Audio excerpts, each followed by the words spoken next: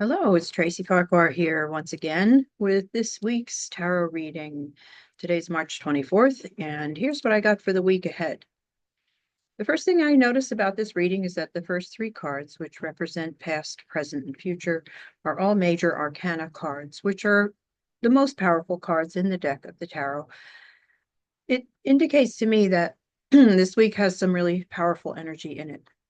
We've also been experiencing the effects of some major geomagnetic storms from the sun that have just reached us in the last couple of days. And so the energy in general feels like it's pretty strong and powerful. Keep that in mind as you go through the week. So, as I said, I've pulled the cards that represent past, present, and future. And then the last card pretty much sums up the whole reading. So I'll go through each one. And here's what I've got. The first card in the past is the Moon. Again, a major arcana card. This has come up reversed, upside down. The way I read a reversed card is not the traditional way. To me, that card is focused inward. So it's pointing to your thoughts, your beliefs, your feelings, your intuition. And the moon itself, when we think about the full moon, we think about how it pulls up the tides, pulls up our emotions. It's a time where we have a lot of disruption in our own energy field, which is not necessarily a bad thing.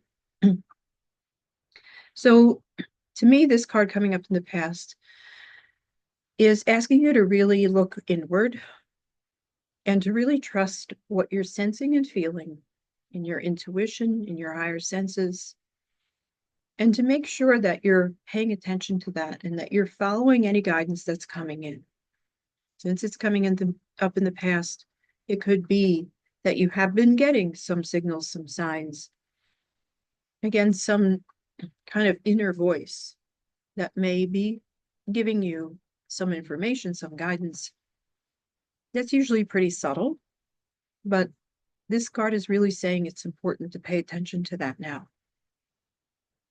And again, this reading is for anyone listening, watching this personally, but it can also be for the collective, for all of us. So I think it is a very important time to trust what we're sensing and feeling, because it's not so easy right now to trust what we're seeing and hearing in the general sense of the state of the world. So there's also a sense in this card of expressing those feelings, expressing your emotions, making sure that you're not holding back on any strong emotions that are coming up right now. That can mean talking it out. It could mean writing it down. It's just really important that we deal with the strong emotions, because that's very powerful energy. And if we don't express it in some way, either verbally or in some other way, that energy doesn't go anywhere. It stays with us, stays in our energy field. And after a while, it can start to become very heavy. We know how powerful emotional energy is because most of you can feel it when you walk into a room where there's been high emotions. We are uncomfortable in those spaces. We don't often know why, but it's because of the residual energy that's left behind when there's been powerful emotions expressed in that room. So imagine what that energy can do to you if you don't express it and if you don't work with it and acknowledge it. It can affect you mentally, physically, emotionally. So make sure you're paying attention to, again, your intuition and your emotions, and you're asking yourself what you want to do with those things. The second card is a card that people don't like to see, but as in all the cards in the tarot, it's not literal. It's a death card. And this is coming up in the present. So, there's a reason that these major arcana cards can be very kind of startling. They want to get our attention. And this card certainly gets our attention. And I think it reminds us of how fearful we are of death and how difficult it is for us to deal with it.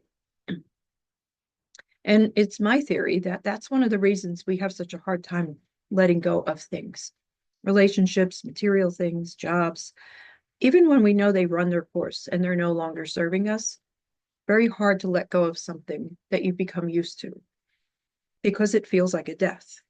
It's something in your life that is dying. And we are programmed to avoid death at any cost. But it is a natural part of our existence. None of us can get through this life without experiencing it in some way.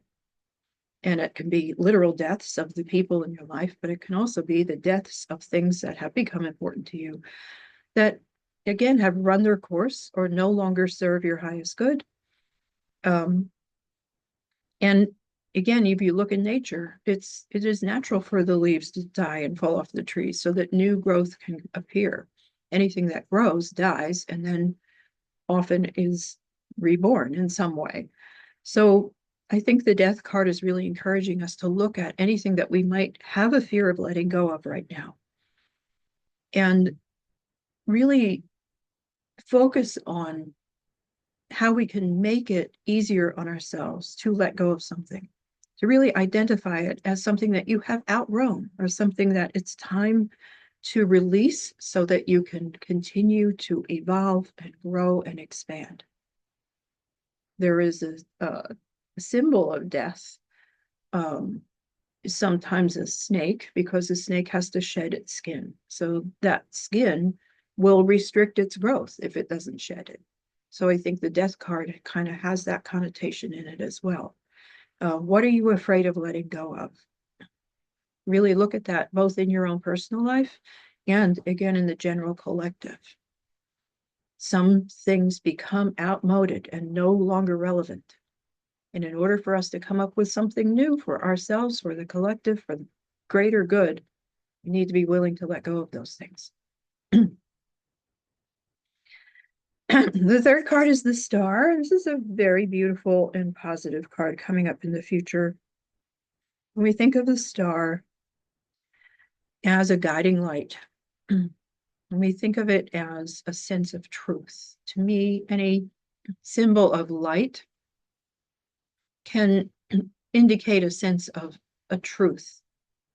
And since the star is usually a very subtle light, when you think of how you walk out into the night and you look up at the sky, and sometimes it takes a few seconds for your eyes to adjust to really start to see the stars in the sky.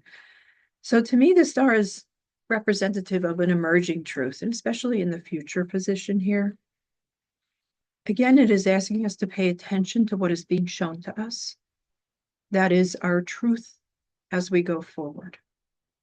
And again, going back to the first two cards, it's important to recognize that that truth can be a very subtle sense or feeling or intuitive download that we get, and that it is difficult to pick up those signals when we are so desperately clinging to what we're familiar with. So as we kind of start to allow ourselves to release the things that no longer serve us, it's easier to listen to our intuition, to pick up on the signs and signals and synchronicities that the universe gives us. But it's a very positive truth that's coming up, and there is a sense of, something new being born. So think about how that applies in your own personal life and how it absolutely applies to our collective experience right now. I think it's giving us a lot of sense of hope and the potential for things to start to shift. The last card is the Eight of Cups. This is the card that sums everything up. And you can see the images of all those 8 cups are spilled. The word on the top of the card is loss. And it's interesting, when I set up the cards here, I have this card underneath the first 3. So it's right underneath that death card. And it's a pretty similar message. The idea of letting go, the idea of being willing to change, and how difficult that can be for us. The idea of loss, the idea of death, these are very frightening ideas for us. It's the ultimate tragedy in our lives, is to experience the death of person, literally, or, the death of something in our lives. But again, it's It's a natural state of being. It is inevitable. And if we resist it, we are also resisting change. Again, that first card, the moon, dealing with our emotions. You know, we're going to have grief in our lives, not just about literal death, but the things that we have to let go of, the things that we see that are eroding and moving out of our lives. It's difficult. And we need to express that and deal with the emotional impact of that. This Eight of Cups cards is about that too. You know, it's okay to feel what you're feeling, but it's only a problem when those emotions stop you from progressing, from moving forward, from evolving, from growing, out of a fear of experiencing sadness or grief, or out of a fear of not knowing what's on the other side of that.